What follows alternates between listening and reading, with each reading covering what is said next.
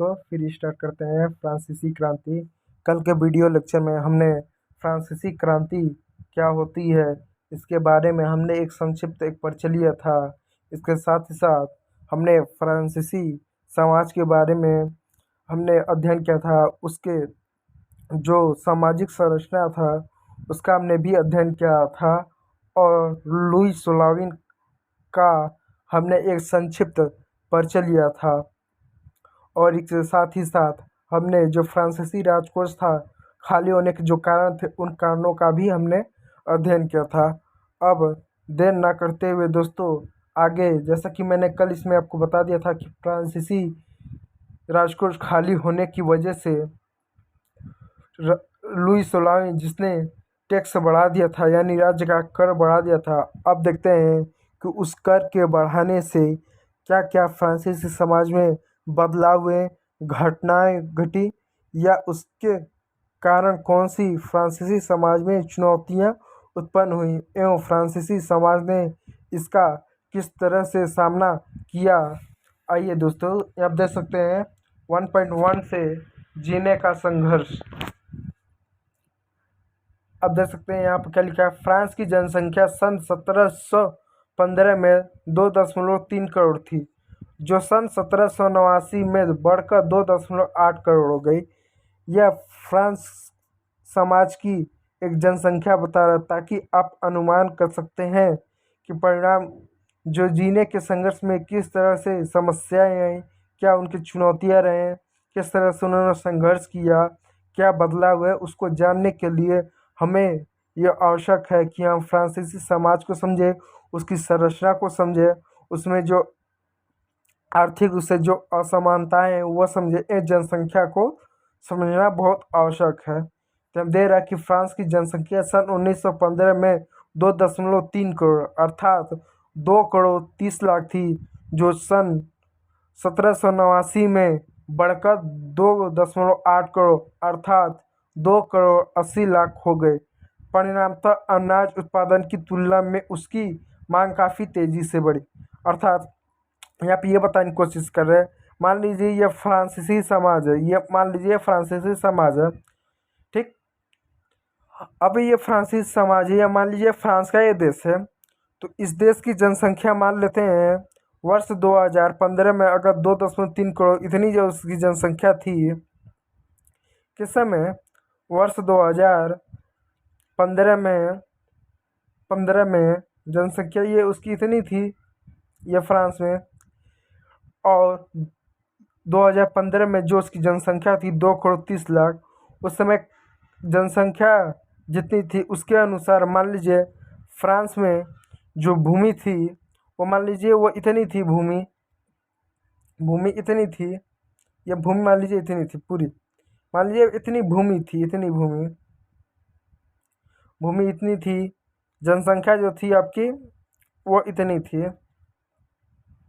थी, जो कि सन 1789 में जो जनसंख्या बढ़ के अब कितनी हो गई, इतनी हो गई।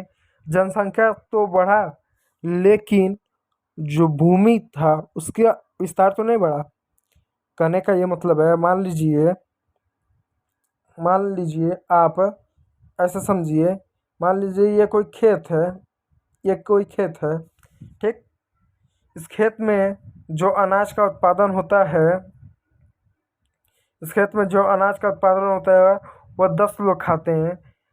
मान लीजिए उनकी जनसंख्या बढ़कर 25 हो गए, फिर भी खेत अब इतना ही है। तो जो इस खेत में 10 लोगों का अनाज का उत्पादन होता था, अब 25 लोग का हो पाएगा? नहीं हो पाएगा। तो जनसंख्या देखकर ये बताने की कोशिश कर रहा है कि वर्ष 1715 में जब फ्रांस की जनसंख्या 2.3 करोड़ थी तो सब सामान्यता था। लेकिन जब 1789 में जब ये जनसंख्या बढ़ी तो कोई इसे नुकसान तो नहीं हुआ, लेकिन उसके तुलना में जो अनाज का उत्पादन हुआ वह नहीं बढ़ा। और उसकी तुलना में क्या हुआ, जैसे जैसे जनसंख्या बढ़ती गई अनाज की मांग और तेज़ी से बढ़ती गई। हम देख सकते हैं यहाँ पे लिखा है, परिणामतः अनाज उत्पादन की तुलना में उसकी मांग काफ़ी तेज़ी से बढ़ी। अधिकांश लोगों के मुख्य खाद्य पावरोटी की कीमत की तेज़ी से वृद्धि हुई। यानी जब जनसंख्या बढ़ी तो अनाज की कमी बढ़ी, और जब अनाज की कमी बढ़ी, अनाज की जब कमी हुई तो उसकी क्या हुआ, मांग बढ़ी, और मांग बढ़ने की वजह से उसकी कीमतों में वृद्धि हुई। अधिकांशतः कामगार कारखानों में मजदूरी करते थे। अधिकतर कामगार, जितने भी कारीगर थे, जितने भी मजदूर थे, वो क्या करते थे, कारखानों में मजदूरी करते थे। उनकी मजदूरी मालिक तय करते थे।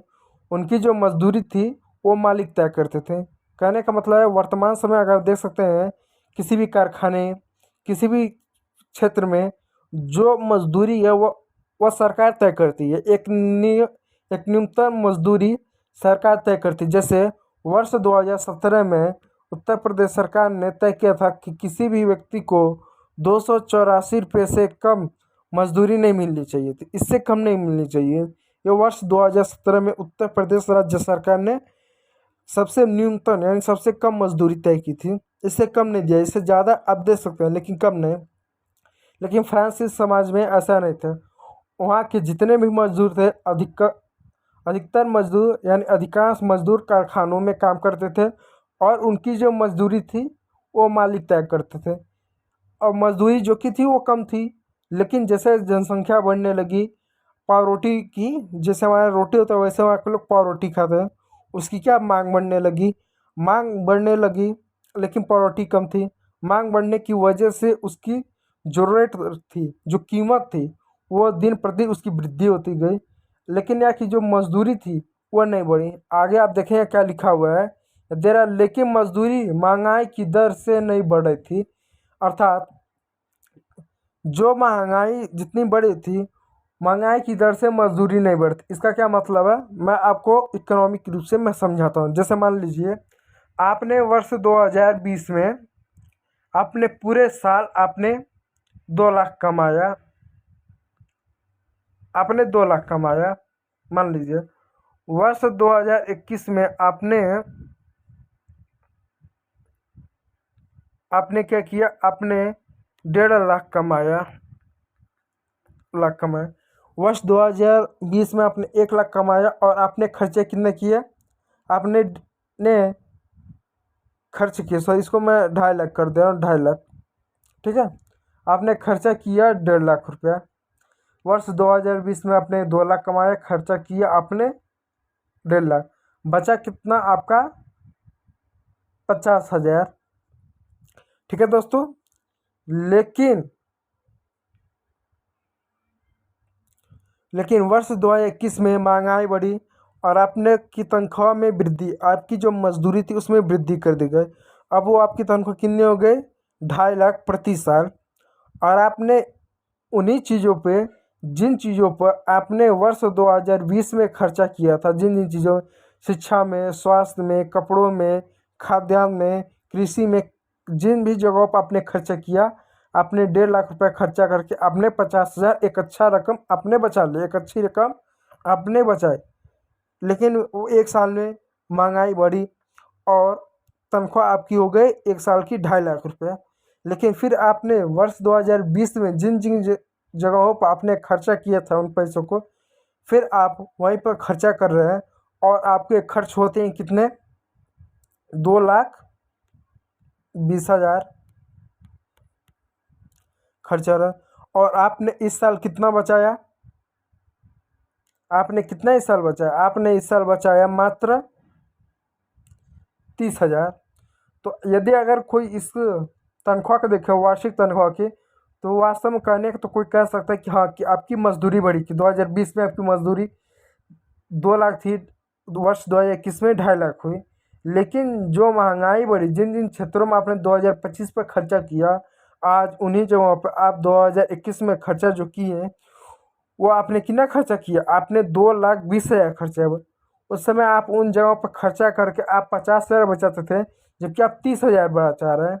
तो मतलब महंगाई जितनी बढ़ी, उस दर में, उस अनुपात में मजदूरी नहीं बढ़ी। मजदूरी तो बढ़ी है लेकिन उस अनुपात में नहीं बढ़ी। तो ये बता रहा है कि फ्रांस की, क्या बता रहा है कि फ्रांस की उस समय कारखाने में जितने मजदूर थे उनकी मजदूरी निर्धारण कौन करते थे? कारखाने मालिक करते थे। और महंगाई दिन प्रतिदिन बढ़ती गई। महंगाई क्यों बढ़ी दिन प्रतिदिन? जैसे मान लीजिए कोई सामान 100 रुपये का मिलता था, अब वो 150 का मिल रहा है फ्रांस में। क्यों? कि पहले कोई सामान 100 रुपये का मिलता था तो उस पर फ्रांस सरकार मान लो 20 रुपये टैक्स लगाती थी, अब उस पर 70 रुपये टैक्स लगा रही है। क्यों? क्योंकि लुई सलामी ने क्या किया, राजकोष बढ़ाने के लिए, राजकोष को भरने के लिए उसने करों में वृद्धि की, जिससे महंगाई तो बढ़ी, लेकिन क्या हुआ, जो कारखाने, जो फैक्ट्री के मालिक थे उन्होंने मजदूरी बढ़ाई, लेकिन उतनी मजदूरी नहीं बढ़ाई जितनी महंगाई बढ़ी। अगर इस साल महंगाई 5,000 बढ़ी तो मजदूरी भी 5,000 बढ़नी चाहिए, लेकिन मजदूरी बढ़ी मात्र 3,000। इस तरह फ्रांस में घटना घटने लगी। तो इससे क्या हुआ आप ये देखें, देखिए मैं पेन का कलर चेंज कर लूँ, मैं बता रहा हूँ। देखिए यहाँ दिया ना कि अधिकांश कामगार कारखानों में मजदूरी करते थे और उनकी मजदूरी मालिक तय करते हैं, लेकिन मजदूरी महंगाई की दर से नहीं बढ़ रही थी। फलस्वरूप अमीर गरीब की खाई चौड़ी होती, जो अमीर अमीर अमीर और अमीर होता गया, गरीब और गरीब होता गया, अमीरों और गरीबों की खाई चौड़ी होती गई। स्थितियां तब और बदतर हो जाती थी जब सूखे या ओले के प्रकोप से पैदावार गिर जाती थी। यानी स्थितियां, यानी जो वहाँ की सामाजिक स्थिति, जो आर्थिक स्थिति थी, वहाँ की जो लोगों की जो दैनिक स्थिति थी, वह ज़्यादा तब खराब हो जाती थी जब किसी कारण सूखा पड़ जाता था और फसल खराब हो जाती थी। क्योंकि आपने पहले ही पढ़ा कि फ्रांस की 90% जनसंख्या क्या थी, कृषक थी, यानी इनका काम था कृषि करना। अब मान लीजिए आपने कि ये खेत है, आपकी मान लीजिए ये खेत है, ये आपकी क्या खेत है, आपने इस खेत में खेती की और इस खेत में खेती करने से आपका पूरा परिवार साल भर अनाज खा लेता था, लेकिन किसी कारणवश सूखा पड़ने के आपकी खेत की फसल बर्बाद हो गई, खेत की फसल बर्बाद हो गई, तो क्या खाएंगे आप? और ऊपर से महंगाई भी बढ़ रही थी, मजदूरी नहीं बढ़ रही थी, तो अमीर और गरीब की खाई चौड़ी तो होती गई। लेकिन जब फ्रांस में कभी भी सूखे पड़ जाता था या ओले यानी जब बर्फ के जब टुकड़े गिरते थे बारिश के समय, तो स्थितियाँ और भी बेकार हुई क्योंकि पैदावार गिर जाती थी। इससे क्या होता, जो रोजी रोटी का संकट था, यानी रोटी के लिए भी लोगों का संकट पैदा हो जाता था। ऐसे जीविका संकट प्राचीन राजतंत्र के दौरान फ्रांस में काफ़ी आम थे और ऐसे संकट की जनता को, मजदूरों को रोटी कैसे मिले, रोटी खाने के लिए भी चिंता करनी पड़ी। और फ्रांस में क्या मात्र केवल एक घटना के कारण हुई कि लुई सलामी कम उनका अनुभवी शासन था, उसने क्या किया, टैक्स बढ़ा दिया। टैक्स बढ़ने से जो सारा टैक्स का जो बोझ था, जो करों का जो बोझ था, वह निम्न मजदूरों, नौकर, छोटे किसान, भूमिहीन किसानों पर ही बढ़ा। महंगाई और बढ़ी। महंगाई जिस अनुपात में बढ़ी उस अनुपात में लोगों की तनख्वाह नहीं बढ़ी और कभी काल फसल बर्बाद हो गया, सूखे से, अकाल से, बाढ़ से, किसी भी कारण से, या कभी टिड्डों का कीड़ों ने फसल बर्बाद किया तो इससे रोजी रोटी का संकट हो जाता था। और ये जो घटनाएं घटती थी, ये क्या होता था फ्रांस में, यानी फ्रांस की आजीविका में, राजतंत्र में यह आम बात थी क्योंकि राजतंत्र था, राजा का शासन था, कोई विद्रोह भी नहीं कर सकता। विद्रोह करने पर राजा उसको फांसी या अपनी इच्छा अनुसार उसको दंड दे सकता था, अपनी इच्छा अनुसार जब चाहे तब कानून में परिवर्तन कर सकते थे। तो फ्रांस में इस तरह के संकट, रोजी रोटी का संकट आम बात थी, कोई बड़ी बात नहीं थी। और फ्रांस का जो शासक थे ये इससे जानते हुए भी वो अनजान थे, इस पर कुछ नहीं करते थे। ठीक है, अब आगे देखते हैं क्या हो रहा है। आप यहाँ फोटो देखें, ये देख सकते हैं, यह मजदूर नहीं है, ये मजदूर का मालिक है और ये मजदूर है। आप देख सकते हैं, फोटो में चित्र दिखा दूँ, देख सकते हैं यह मजदूर का मालिक और ये मजदूर किस तरह खेती करते हैं और टैक्स, क्योंकि आपने पढ़ा था कि कुछ ऐसे मालिक थे, कुछ ऐसे लोग थे जैसे चर्च के फादर लोग थे, इनको टाइल जैसे कुछ क्या किया जाता था, कर वसूलने का अधिकार था। तो देखिए किस तरह ये जो मजदूर थे क्या करते थे, कर लिया कर देते थे उन राजा महाराजा को, उन पादरी वर्ग के लोगों को, उन कुलीन वर्ग के लोगों को। ठीक है दोस्तों, आप यहाँ देखिए, यहाँ आप क्या दिया है इसको आप देखिए। यहाँ देखिए, बेचारा गरीब अनाज, फल, पैसा, सलाद सब कुछ लाता है। मोटू जमींदार सब कुछ स्वीकार करने को तैयार बैठा है, पर वह उसको एक नजर देखता तक नहीं है। यानी जो किसान है वो सब कुछ अनाज, फसल, पैसा सब कुछ देता है, लेकिन जो जमींदार वो सब ले रहा है, लेकिन जो किसानों की जो आर्थिक जो सामाजिक स्थिति खराब, उसके ऊपर ज़रा भी जमींदार, कुली वर्ग या फादरी कोई भी ध्यान नहीं दे रहा है।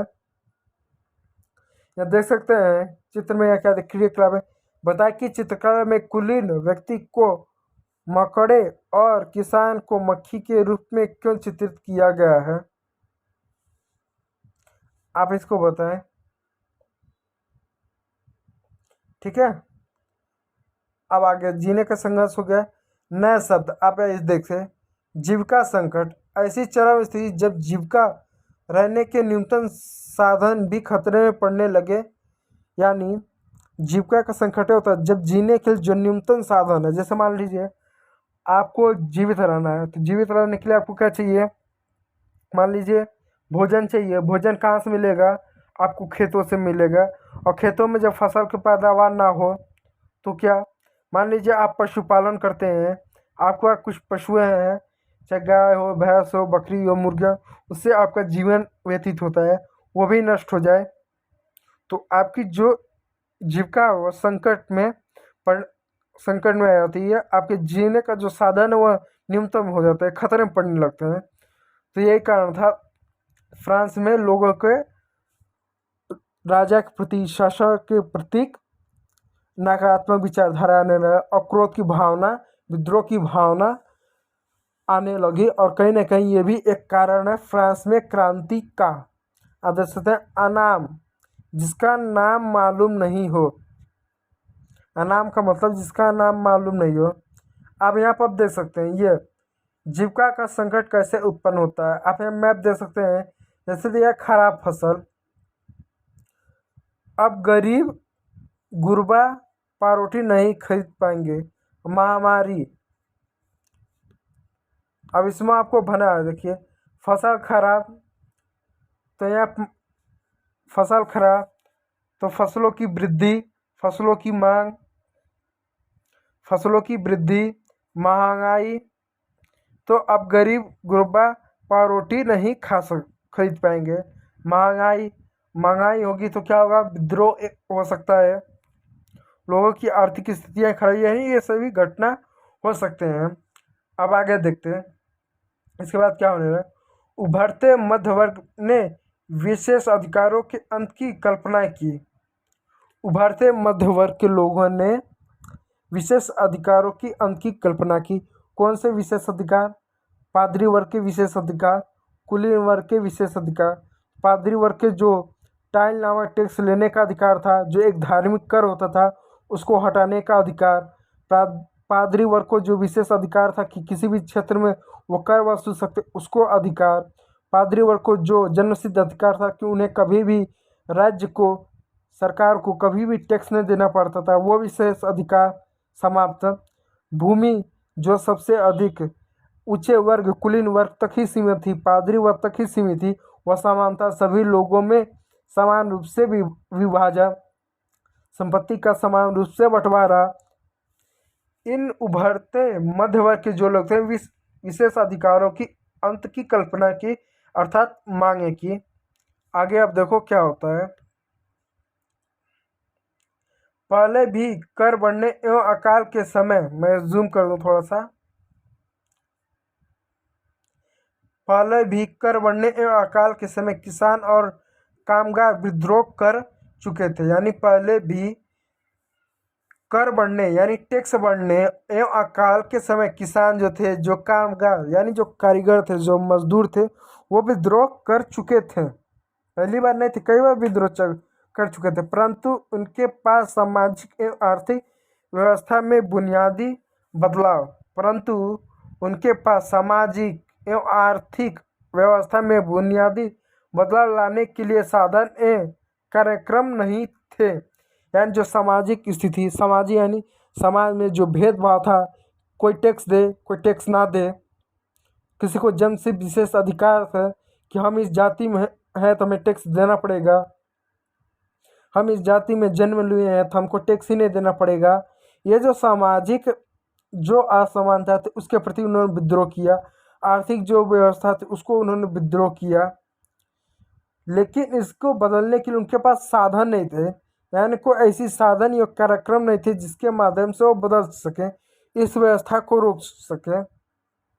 ये जिम्मेदारी तीसरे स्टेट के उन समूहों ने उठाई जो समृद्ध और शिक्षित होकर नए विचारों के संपर्क में आ गए। यहाँ देखिए आप क्या कर रहा है, यानी जितने भी किसान थे, जितने भी मजदूर थे, उनके पास कोई साधन नहीं था, कोई साधन है नहीं था, कोई कार्यक्रम नहीं था जिसके माध्यम से इनका विद्रोह कर सके, सर इन विद्रोह नहीं, इनका बदलाव कर सके। बदलाव लाने के लिए कोई भी साधन, कोई भी कार्यक्रम नहीं था, लेकिन ये जिम्मेदारी किसने उठाई? यह तीसरे स्टेट के उन समूहों ने उठाई जो समृद्ध और शिक्षित, समृद्ध मतलब जिनके पास पर्याप्त पैसा था, पर्याप्त घर थे, पर्याप्त अनाज थे, पर्याप्त मात्रा में वो सारी सुख सुविधाएं, सारी चीज़ें थे, वह शिक्षित थे और नए विचारों से संपर्क में आ सके थे, जो नए नए समाज में जो विचारधारा थे। अब आप कहें कि नए विचारधारा क्या है, आप देखिए, आप देखिए, आप दिया है कि शिक्षित होकर नए विचारों के संपर्क में आ सके थे। अब ये नई विचारधारा क्या है? मैं नई विचारधारा को आप ऐसे लिख चलिए, जैसे आज वर्तमान समय अब आप जानते हैं कि जो साइबर क्राइम है, साइबर क्राइम जानते हैं कि मान लीजिए आप एटीएम से गए पैसा निकालने, आप 10,000 निकाल रहे हैं और जब आप बाहर आए एटीएम से तो आपके मोबाइल में मैसेज आता है कि 50,000 आपके बैंक से पैसे निकाल लिए गए, डेबिट होगा। तो आपको बस आश्चर्यचकित हुआ कि मैंने 10,000 मात्र केवल निकाला है, तो ये 40,000 इसके कहाँ से पैसे निकल गए, कहाँ से? तो ये क्या साइबर क्राइम है। तो बहुत बहुत पहले ये साइबर क्राइम नहीं इतने होते थे, लेकिन वर्तमान समय में ये ऑनलाइन ठगी, साइबर क्राइम हो रहे हैं कि नहीं। तो इसके प्रति भी बहुत से अर्थशास्त्री हुए, बहुत सारे ऐसे लोग हुए जो नए विचारधारा देते, इनको रोकने के लिए बहुत सारे मॉडल बोल देते हैं कि आप इन चीज़ों को अपनाएं जिससे ये समाज में कम हो के, या इनको रोकने के लिए कानून व्यवस्था होनी चाहिए, इस तरीके से कानून व्यवस्था होनी चाहिए। तो ये सब क्या वर्तमान में ये नई विचारधारा है। लेकिन आज से 500 ने आज से 50 साल पहले क्या कोई ऐसी विचारधारा किसने दी थी? कोई बैंक से इस तरह एटीएम से पैसे निकालो, उस समय एटीएम ही नहीं हुआ करता, उस समय एटीएम भी नहीं हुआ करता होगा, उस समय क्या गूगल पे, फ़ोन पे या ऑनलाइन धोखाधड़ी भी नहीं हुआ करते होंगे। तो उस समय कोई ऐसी विचारधारा नहीं देते हो कि इनके रोकने के लिए हम ये करें वो करें। लेकिन वर्तमान में समस्या है तो नई विचारधारा संपर्क में आ रहे हैं इनको कम करने के लिए, इनको रोकने के लिए। ठीक उसी प्रकार जब मजदूरों का, किसानों का एवं जो थर्ड स्टेट के जो लोग थे, क्योंकि थर्ड स्टेट के जो लोग थे वकील थे, अदालती कर्मचारी थे, बड़े किसान थे, इनको टैक्स देना पड़ता था। तो ये समृद्ध थे और शिक्षित थे, ये नए विचारधाराओं से संपर्क में आ सके थे। तो इन्होंने बहुत सारे नए नए विचारधाराएँ दिया ताकि समाज में जो सामाजिक असमानताएं हैं, कोई टैक्स दे कोई ना दे, वह हटे, आर्थिक समानताएं हटे। आगे देखिए, 18वीं सदी में एक नए सामाजिक समूह का उदय हुआ। यानी 18वीं सदी में एक नए सामाजिक समूह का उदय हुआ, यानी एक नए सामाजिक समूह का उदय हुआ जिसे हम मध्य वर्ग के लोग कहते हैं। यह मध्य वर्ग ऐसा था, न ही बहुत अधिक विकसित था, न ही कम विकसित था, लेकिन ना ही बहुत शिक्षित ना कम शिक्षित, ऐसा मान्य मध्य वर्ग का उदय हुआ जिसे मध्य वर्ग कहा गया, मध्य वर्ग कहा गया, जिसने फैलते समुद्र पारी व्यापार और ऊनी तथा रेशमी वस्त्रों के उत्पादन में बल पर संपत्ति अर्जित की थी। यह फ्रांस में एक मध्यवर्गीय समाज उभरा जिसने फैलते समुद्री व्यापार और ऊनी तथा रेशमी वस्त्रों के उत्पादन के बल पर संपत्ति अर्जित की थी। यानी इनका काम क्या होता था? व्यापार करना, बिजनेस करना। और क्या कर ये ऊनी और रेशमी वस्त्रों का क्या करते थे? उत्पादन करते थे, इनका बेचते थे। इनके बल पर इन्होंने बहुत सा संपत्ति, बहुत से धन, इन्होंने अपना विकास किया, अपने समाज का विकास किया। ऊनी और रेशमी कपड़ों का या तो निर्यात किया जाता था या समाज के समृद्ध लोग उसे खरीद लेते थे। निर्यात यानी किसी दूसरे देशों में बेचा जाना, उनको देना, या जो अमीर वर्ग के लोग थे वो खरीदते थे। तीसरे स्टेट में इन सौदागरों एवं निर्माताओं के अलावा प्रशासनिक सेवा व वकील जैसे पेशेवर लोग भी शामिल थे। क्या दे रहा है? तीसरे स्टेज में इन सौदागरों, इन निर्माताओं, जो सौदा करते थे, निर्माता जो इनका निर्माण करते थे इन कपड़ों का, इनके अलावा प्रशासनिक सेवा जैसे वकील थे, अदालती कर्मचारी, जो पेशेवर थे लोग भी शामिल थे। ये सभी पढ़े लिखे थे और इनका मानना था कि समाज के किसी भी समूह के पास जन्मना विशेष अधिकार नहीं होना चाहिए। यानी इन जितने भी व्यापारी थे, जितने भी अदालती कर्मचारी थे, जो वकील थे, इनका क्या मानना था कि किसी भी समूह के पास विशेष अधिकार जन्म से कोई विशेष अधिकार नहीं होना चाहिए। जो पादरी और कुलीन वर्ग को लोग था कि टैक्स नहीं देंगे, उल्टा इनको टैक्स मिलेगा, ठीक है, इसका विरोध करते थे। किसी भी व्यक्ति की सामाजिक हैसियत का आधार उसकी योग्यता होनी चाहिए। यानी किसी भी व्यक्ति की सामाजिक हैसियत, यानी आप कितना कमाते हो, क्या काम करते हो, ये आपकी योग्यता होनी चाहिए, ना कि जाति नहीं होनी चाहिए। स्वतंत्रता, आप देख सकते हैं इन्होंने कुछ विचारधारा दी। स्वतंत्रता, समानता, नियमों तथा समान अवसरों की विचार पर आधारित समाज की यह परिकल्पना जॉन लॉक और जॉक रूसो जैसे दार्शनिकों ने प्रस्तुत की थी अपने देखिए आप क्या दे रहा है।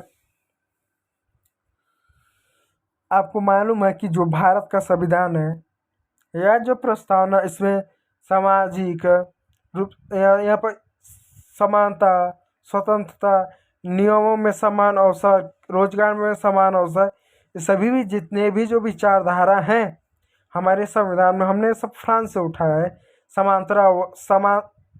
समानता हुआ, स्वतंत्रता हुआ, ये सब फिर जन्म आधारित काम को समाप्त करना, ये सब चीज़ें हमने फ्रांस से उठाया। और विश्व ने ये सभी चीज़ें कहाँ से? फ्रांस से ही सीखा। और फ्रांस में विचारधारा कहाँ से आई? आप देख सकते हैं, यहाँ दिया है, स्वतंत्रता, समानता, नियमों तथा समान अवसरों के विचार पर आधारित समाज की यह परिकल्पना जॉन लॉक, जॉक रूस जैसे दार्शनिक हैं जो दर्शन, जो दूर की विचार सोचते हैं, ने प्रस्तुत की अपने टू टीटाइजेस ऑफ गवर्नमेंट में। यानी एक पुस्तक है जिसमें टू टाइजेस ऑफ गवर्नमेंट में उन्हें इस तरह की विचारधारा दी कि सभी व्यक्ति स्वतंत्र हो। जैसे आपने अभी पढ़ा ना कि जो कुछ ऐसे कर्मचारी थे जो मालिक को सेवा देते थे, वो बाध्य थे। आपने यहाँ ऊपर पढ़ा ना, कुछ ऐसे कर्मचारी थे जो मालिकों को सेवा देते थे, जो कि बाध्य थे। यानी बाध्य यानी वो स्वतंत्र नहीं थे, अपनी इच्छा अनुसार वो इनकार नहीं कर सकते थे।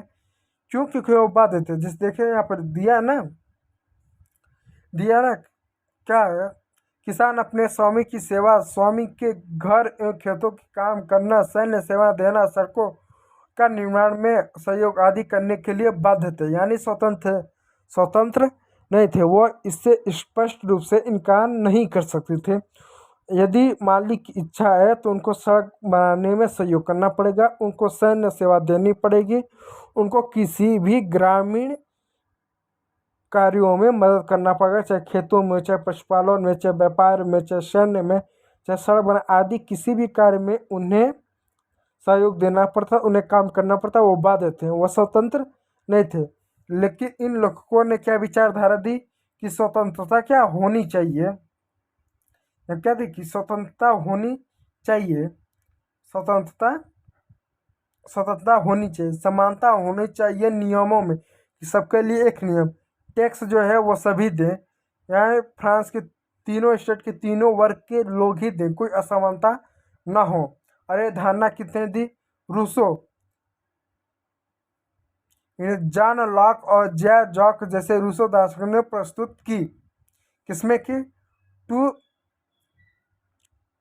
किसमें प्रस्तुत है? टू टीराइजेशन ऑफ गवर्नमेंट में उन्होंने से प्रस्तुत की।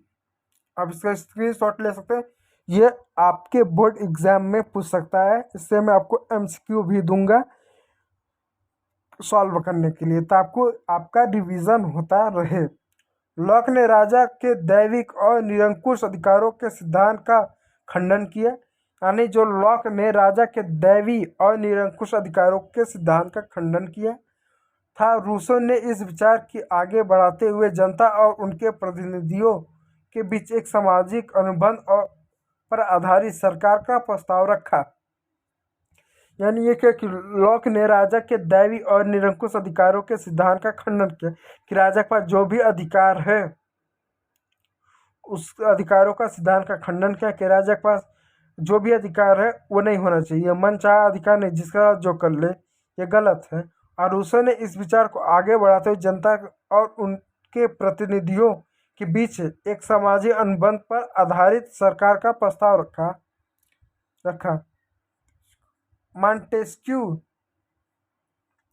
मॉन्टेस्क्यू एक जो बहुत बड़े दार्शनिक थे ने the Spirit of the law नामक रचना में सरकार के अंदर विधायिका, कार्यपालिका और न्यायपालिका के बीच सत्ता विभाजन की बात कही। यानी मॉन्टेस्क्यू एक ऐसे दार्शनिक हुए जिन्होंने ये कहा कि जो सत्ता का जो पृथक्करण होना चाहिए, यानी सत्ता जो है किसी एक अंग या एक संस्था के पास नहीं होना चाहिए। जैसे अगर वर्तमान में अगर भारत का उदाहरण ले लें तो भारत में सत्ती 3 अंग के पास है, आप देख सकते हैं, कार्यपालिका है, विधान पालिका है, कार्यपालिका है, न्यायपालिका है। कार्यपालिका का काम है कानून बनाना, सॉरी गलत है थोड़ा सा, इसको देखते हुए वर्तमान में भारत में सत्ता का पृथक्करण 3 भागों में हुआ, और ये मॉन्टेस्क्यू का ही सिद्धांत है जिसने दिया कि भारत ही नहीं, फ्रांस ही नहीं, अपितु पूरे विश्व में शक्ति का पृथक्करण होना चाहिए और शक्ति को 3 भागों में बांटना चाहिए, विधायिका में, कार्यपालिका में, न्यायपालिका में।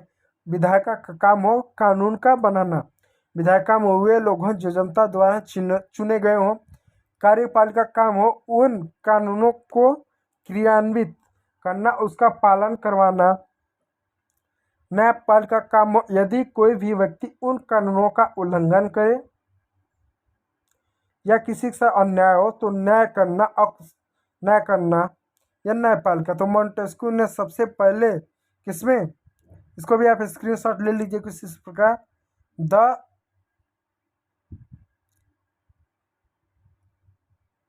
स्पिरिट ऑफ द लॉज नामक रचना में सरकार के अंदर विधायिका, कार्यपालिका और न्यायपालिका के बीच सत्ता के विभाजन की बात कही। जब संयुक्त राज्य अमेरिका में 13वीं उपनिवेश ने ब्रिटेन से खुद को आज़ाद घोषित कर दिया तो वहाँ इस मॉडल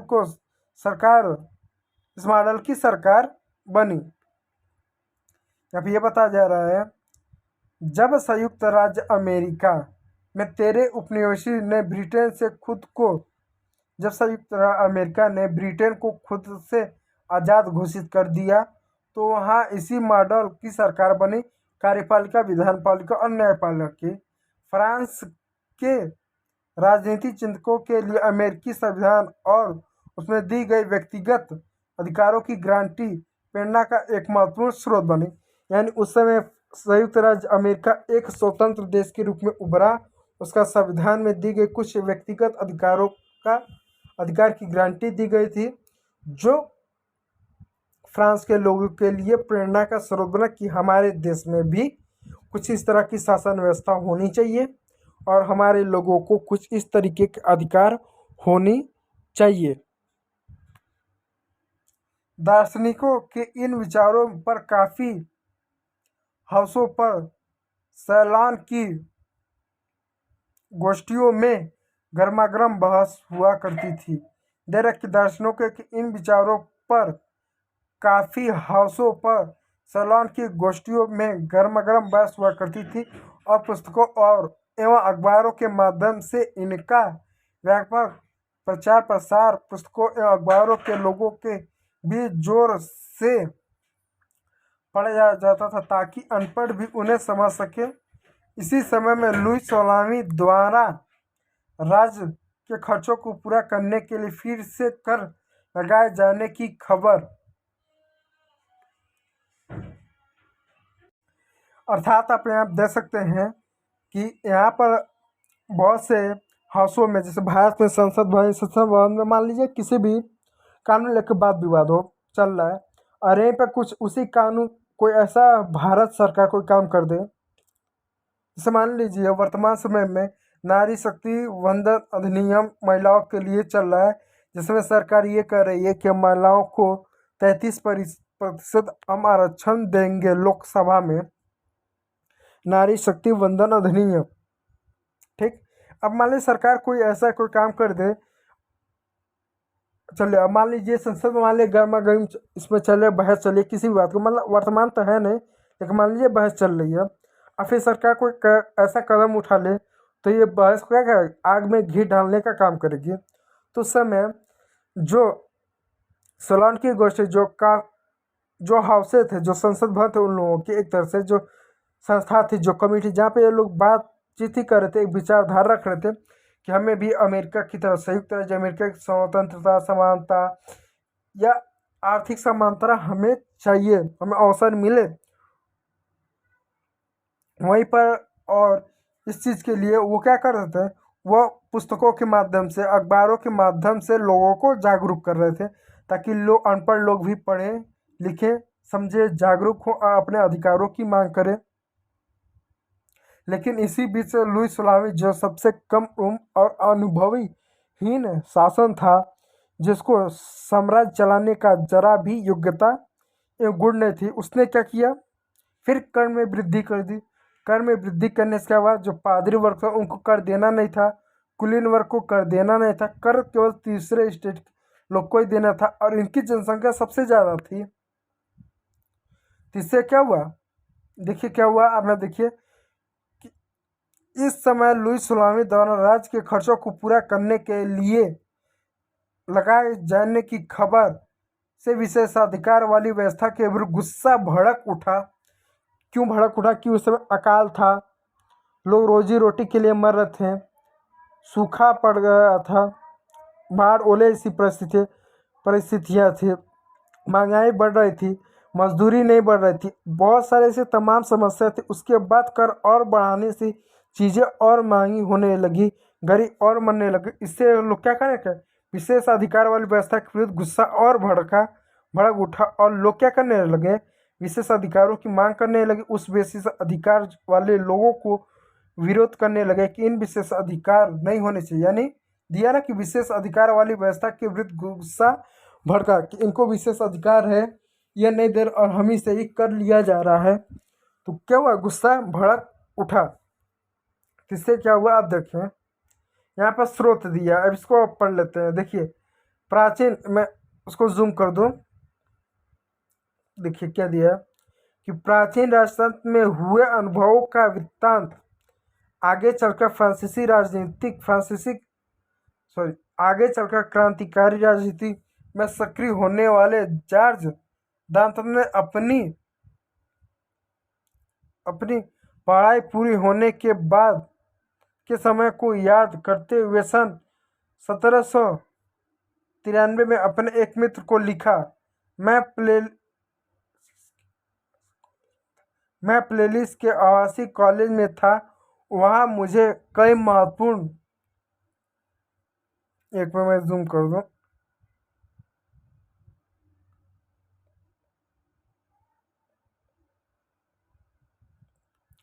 क्या लिख रहा है, मैं प्लेलिस्ट के आवासी काले में था। वहाँ मुझे कई महत्वपूर्ण लोगों का संदेश मिला। पढ़ाई पूरी होने के बाद बेकारी के दिनों में मैं नौकरी की तलाश में जुट गया। पेरिस के नालों में नौकरी मिलनी असंभव थी। सेना में नौकरी का विकल्प भी मेरे लिए नहीं था, क्योंकि मैं न तो जन्मजात कुलीन था और ना ही मेरे कोई संरक्षक संरक्षक था। चर्च भी मुझे आसरा नहीं दे सका। मैं कोई ओहदा भी खरीदने की स्थिति में नहीं था, क्योंकि मेरे जेब में एक सुई फ्रांसीसी पैसा तक नहीं था। पुराने दोस्तों ने भी मुंह मोड़ लिया। व्यवस्था में हमने पढ़ा लिखा तो दिया था, लेकिन हमारी प्रतिभा के इस्तेमाल के अवसर उपलब्ध नहीं कराए गए थे। अर्थात इसमें यह कहा जा रहा है कि इसमें जो जॉर्ज डाल्टन थे, इन्होंने अपनी कॉलेज की जो पढ़ाई थी, बहुत ही आर्थिक स्थिति खराब होने के बावजूद भी पढ़ाई करी, और इन्होंने अपने जीवन में एक योग्यता पाई। लेकिन जो योग्यता पाई वो मात्र केवल किसी व्यक्ति को, किसी समुदाय को, किसी वर्ग को जन्मजात विशेष अधिकार मिलने के कारण इनकी योग्यता समाप्त होकर रह गई। ना तो इन्हें सेना में कोई नौकरी मिली, ना तो किसी अधिकारी पद पर इन्हें कोई नौकरी मिली, और ना तो चर्च द्वारा इनको कोई सहयोग मिला। और इनके जो पुराने दोस्त हैं उन्होंने भी मुंह में मोड़ लिया। उनके पास उस समय एक सू यहाँ देखे लिखा है ना कि एक सू यानी फ्रांसीसी पैसा भी नहीं था। आगे देखिए क्या होता है। आर्थर यंग नाम के एक अंग्रेज, देखिए आर्थर यंग नाम के एक अंग्रेज ने सन 1797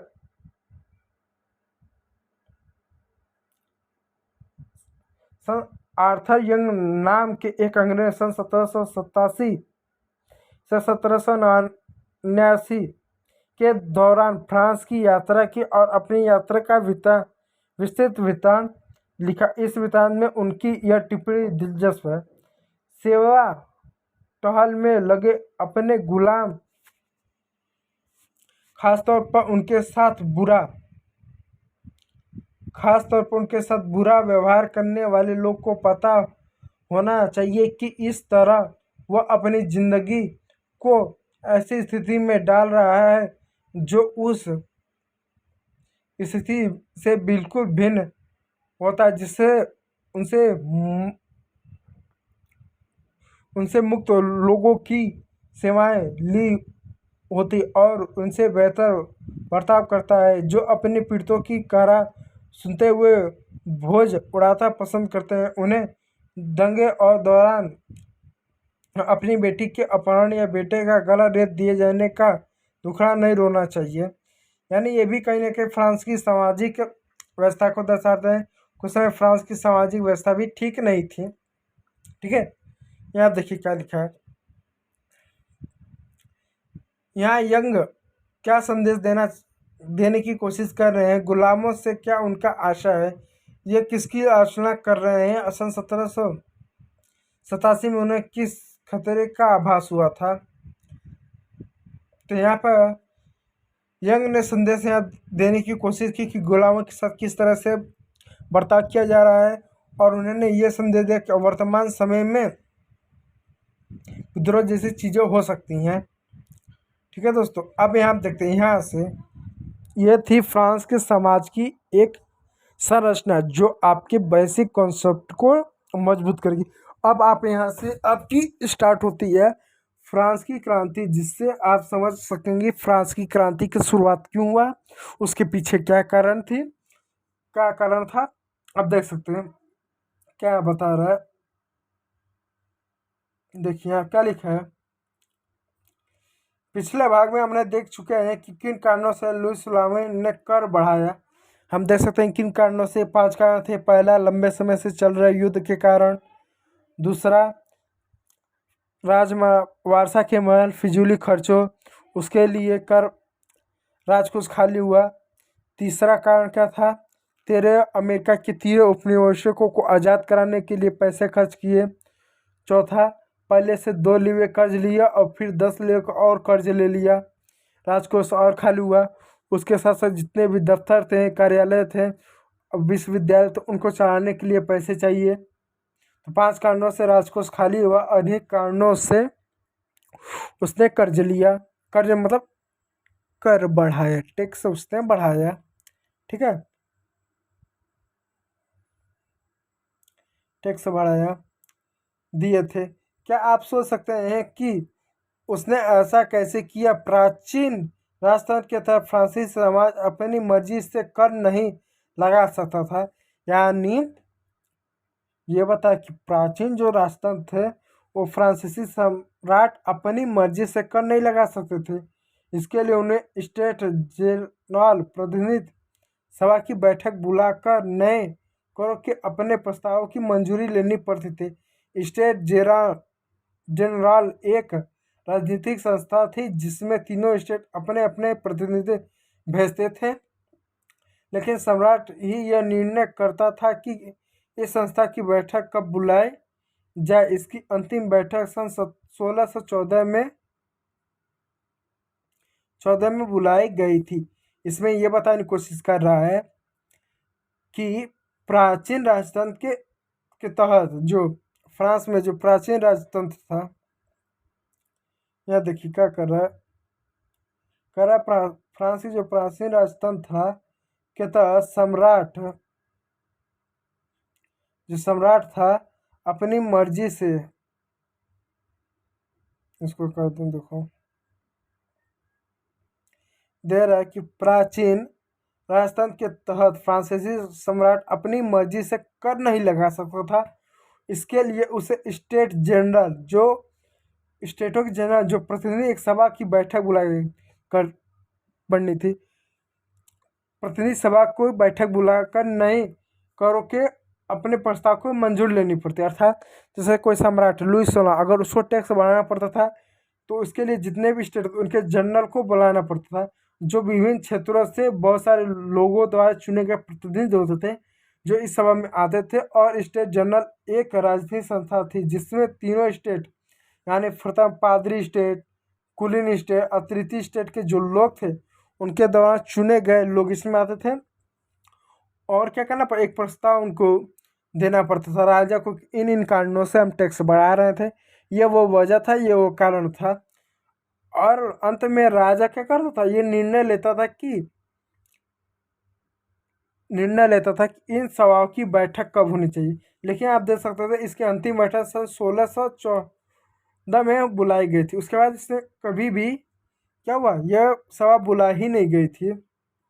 आप देख सकते हैं फ्रांसीसी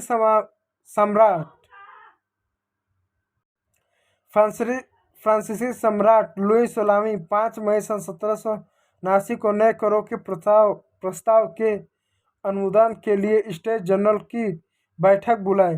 प्रतिनिधियों की बेजवानी के लिए वारसाई के एक आलीशान भवन को सजाया गया। पहले और दूसरे स्टेट ने इस बैठक में अपने 300 प्रतिनिधि भेजे जो आमने सामने कतार में बिठाए गए। तीसरे स्टेट के 600 प्रतिनिधि उनके पीछे खड़े किए गए। तीसरे स्टेट का प्रतिनिधि इसके अपेक्षाकृत समृद्ध एवं शिक्षित वर्ग कर रहे थे। किसान, औरतें एवं कारीगरों का सभा में प्रवेश वर्जित था। यानी इस सभा में किसानों का, औरतों का और कारीगरों का प्रवेश में वर्जित था। फिर भी लगभग 40,000 पत्रों के माध्यम से उनकी शिकायत एवं मांगों की सूची बनाए गए जिनसे प्रतिनिधियों अपने साथ लेकर आए थे। ठीक है दोस्तों, अब बात करते हैं इसके आगे के। दोस्तों तो समय हो गया है जाने का, क्योंकि पिछले 50 मिनट तक मैं पढ़ा रहा हूँ और ये जो है आपकी फ्रांसीसी क्रांति का ये आपका पार्ट 2 है। अगले पार्ट में हम स्टेट जनरल के नियमों को पढ़ेंगे, हम स्टार्ट करेंगे यहाँ से। उसके साथ साथ आप देख सकते हैं ये कुछ महत्वपूर्ण तिथियाँ दी गई है जो आपके बोर्ड फाइनल बोर्ड में पूछा जा सकता है, आपकी बेसिक कॉन्सेप्ट को मजबूत करेगा। तो देर ना करते हुए दोस्तों अपने वाणी को हम विराम देते हैं। अगर ये वीडियो ज़रा भी आपके लिए हेल्पफुल रहा तो एक लाइक, और इस चैनल के माध्यम से आपको क्लास 9th 10th 11 12 विशेषकर यूपी बोर्ड के लिए एनसीईआरटी हिंदी माध्यम, इतिहास, भूगोल, समाजशास्त्र, अर्थशास्त्र किसी विषय की अध्ययन करना हो तो आप हमारे साथ जुड़ सकते हैं। यदि आपको किसी भी प्रकार का डाउट है तो आप क्या कर सकते हैं, आप कमेंट बॉक्स खुला है आप सभी लोग के लिए, आप मुझसे पूछ सकते हैं और मैं आपका कमेंट का रिप्लाई ज़रूर करता हूँ। Thank you for watching my video देखने के लिए आप सभी लोगों का बहुत बहुत धन्यवाद।